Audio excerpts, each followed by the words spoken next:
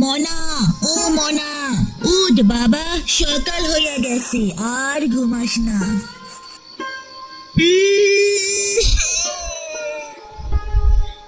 উঠে পড়ছি মা। টুপাই উঠে ব্রাশ আর টুথ পাউডার নিয়ে দৌড়ে পুকুর পাড়ে যায়। পাশেই গাছের পাখিদের দিকে তাকিয়ে হাসি দেয়। সূর্যি মামার দিকে তাকিয়ে সে খুব আনন্দ পায়। আমার নাম টুপাই, এইটা আমাগো বাড়ি। আমাগো বাড়িতে আমার মা, বাবা, ছোট্ট একটা বোন, দাদু আর আমি থাকি। আমার বোনরে আমি বুন্ডি কইয়াই ডাকি। ইস, মেলা বেলা হইয়া গেছে, এখন আমার পড়তে বসা লাগবে, নইলে মা অনেক বকা দিবে।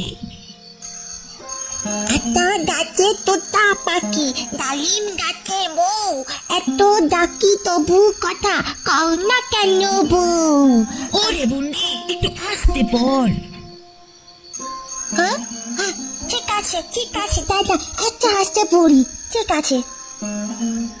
আচ্ছা গাছে তোতা পাখি, ডালিম গাছে বউ, এত ডাকি তবু কথা কও না কেন বউ? আচ্ছা গাছে তোতা। মা, ও মা, বুন্ডির একটু আস্তে পড়তে কও, কিছুই মনে থাকে না। দূর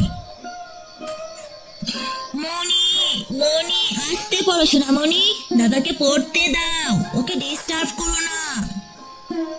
মনি একটু আস্তে পড়েই আবার জোরে পড়ে। আচ্ছা গাছে। এরপরে মনি বাইরে গিয়ে জোরে জোরে পড়া শুরু করলো। এত ডাকি তবু কথা কও না কেন বউ? আচ্ছা গাছে তোতা। দাদু, আর কয়দিন পরে দুর্গা পূজা? এই তো আর কয়েকটা দিন, 7 দিন পরেই দুর্গা পূজা। আজকে তোমাদের জন্য তোমাদের বাবা নতুন জামা নিয়ে আসবে। মনে, এই নাও তোমাদের নতুন জামা।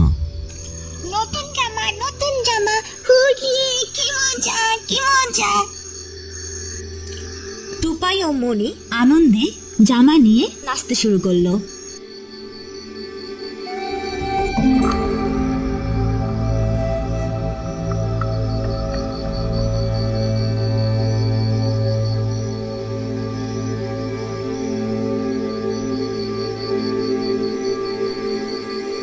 হেব্বি মজা, কয়দিন পরে দুর্গা পূজা, অনেকদিন ধরে টাকা জমাইতেছি, পূজায় আইসক্রিম ঝালমুড়ি খামো, বেলুন গুলতি কিনবো।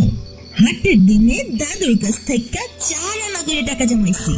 এখন মেলা টাকা জমছে, তা প্রায় 37 টাকার মতো হইব। মা, মা, বুড়ি কই গেছে? মনি তো পিছনে দোলনায় চড়তেছে। বাহ, ভালোই হইল, এখন নিরিবিলি টাকাটা লুকাই রাখতে পারবো। টুম্পাটি, তুই একটু দাঁড়া, আমি একটু ঘর থেকে আসি, ঠিক আছে? তাই কিন্তু। হ্যাঁ আচ্ছা ঠিক আছে, যা তাড়াতাড়ি আসিস। হ্যাঁ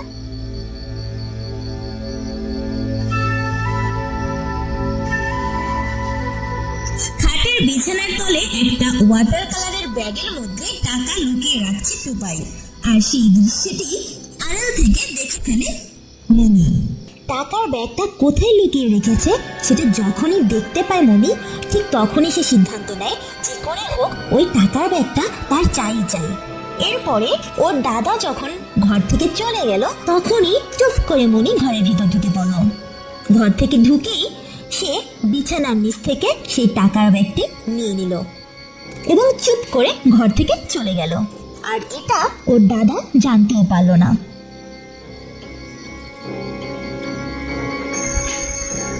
টুম্পাটি, পূজায় যাবা? আইসক্রিম খাবো নি? না রে বন্ডি, আমার ধারে টাকা নাই। আমার গায়ে আসছে টাকা, খাবো নে, চলো। চল তাইলে যাই, খাবো নে। দুজনে মিলে একটা ছাতা মাথায় দিয়ে পূজার মণ্ডপের দিকে যাচ্ছে, যেহেতু অনেক বৃষ্টি হচ্ছিল।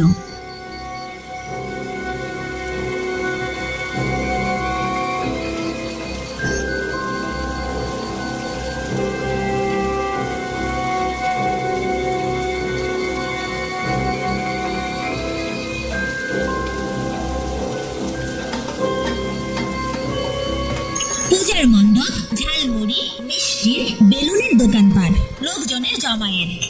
বন্ডি বেকারি বিস্কুট খাচ্ছে, সাথে টুম্পাও। তখন হঠাৎ করে টাকার ব্যাগটা দেখে ফেলে টুপাই। ও বন্ডি, কি খাও? এরে, তোর টাকা পাইছো কই? পাইছি, আমার গায়ে আসিল। কই দেখি। বন্ডি, তুই আমার টাকা চুরি করছো? আমি চুরি করি নাই, আমি চুরি করি নাই দাদা। আমি এ টাকা বিছানার নিচে পাইছি, আমি কিছু করি নাই। মরির চোখে মুখে ভয় আর কান্নার শব্দ ছিল। এতদিন ধরে এত কষ্ট করে টাকা জমাইছি, তুই চুরি করতে পারলি? আমি তো তোরে খাওয়াইতাম, তুই আবার না করে নিলি কেন? টুম্পা, তুই দেখিস নাই যে ও আমার টাকা চুরি করছে? না না না, আমি কিন্তু কিছুই জানি না। চল, মায়ের কাছে সব কইয়ে দিব। চল তুই আবার বাড়ি। না দাদা, কিছু করো না, আমারে করো না। মামা আবে, কিছু করো না, আমি কিছু করি নাই। বন্ডির হাত ধরে টেনে নিয়ে গেল টুপাই। তখনও বৃষ্টি পড়ছিল মুষলধারে। রাগে দুঃখে বন্ডিকে একটা চড় দিল টুপাই। বন্ডির হাতে থাকা বেকারির অর্ধেক বিস্কুটটা কাদা মাটিতে পড়ে গেল। দুজনেই কাঁদতে লাগলো আর বাড়ির দিকে চলে গেল।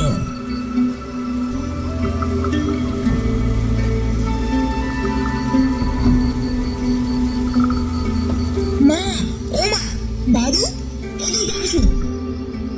বন্ডি আমার টাকা চুরি করছে, টুম্পার নিয়ে খাইতে গেছে। মনি, তুমি না বলে কেন দাদার টাকা নিয়েছো? মাইলো না, আমারে মাইলো না। শোনো বন্ডি, না বলে কোনো কিছু কখনো ধরবা না। এটা ভালো কাজ না, খুবই পচা কাজ। মনে থাকবে আমার কথা। মনে থাকবে। আমি আর কখনো কারো কিছু ধরবো না, না বলে। ঠিক আছে। থাক মা, বন্ডিকে মন্দ বললো না। আমার ছোট্ট একটা বন্ডি, থাক, ও আর এই কাজ কখনোই করবো না। এটা বলে বন্ডিকে জড়িয়ে ধরলো টুপাই। ওদের এই মধুর ভালোবাসা দেখে দাদু আর মা হাসতে লাগলো।